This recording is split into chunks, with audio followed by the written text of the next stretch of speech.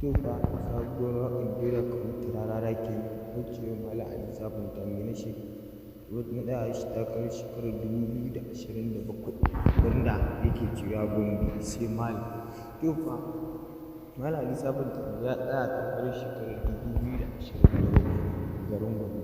Ɗan Gombe suna nan suna nuna farin ciki sosai na tsayawar Malam Ali Sabon Tami wannan takara ta shekarar 2027.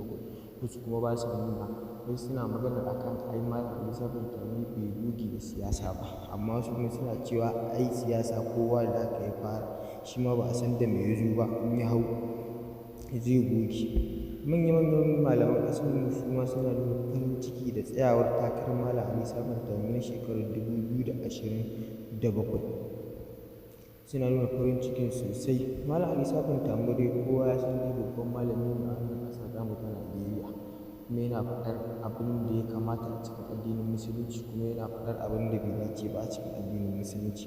Malam Ali Sabon Tami yana ƙoƙari sosai a cikin addinin musulunci, yasa mutanen Gombe suke murnar tsayawar shi takarar ta shekarar 2027 don ya kawo musu gudunmawa sosai a cikin wannan gari nasu na Gombe.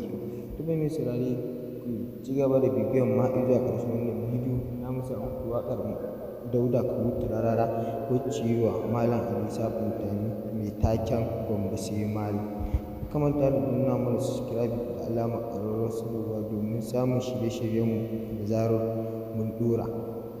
To fa al'ummar ƙasar Gombe dai al'ummar garin dai Gombe suna nan dai suna karkaɗe ƙuri'unsu na dangwala wa Malam Ali Sabon Tami shekarar 2027. Wasu kuma suna cewa ba su dangwala mai, amma kuma yadda za su dangwala Malam Ali Sabon Tami a cikin wannan gari nashi na Gombe suna da ko ba don komai ba saboda Malam Ali Sabon Tami tun daga kan malantar shi an ga yana ba da gudunmawa sosai a cikin wannan ƙasa tamu ta Najeriya. Yana faɗa abin da addinin musulunci ya faɗa, kuma yana faɗa abin da addinin musulunci bai faɗa a yi ba.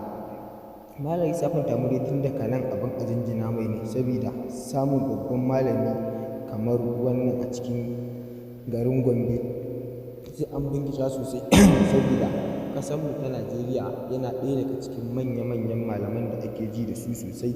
Malam Ali Sabon Tami tabbas Malam Ali Sabon Tami yana ƙoƙari a cikin addinin musulunci, kaga ko abin a jinjina mai ne. To mai saurare kar ka manta da danna mana subscribe da alamar ƙararrawar sanarwa domin samun ingantattun labaranmu da zarar mun ɗora. Ku ci gaba da bibiyan mu, za mu samu waƙar Dauda ka huta rarara kenan wacce yi wa Malam Ali Sabon Tami mai taken Gombe sai Malam.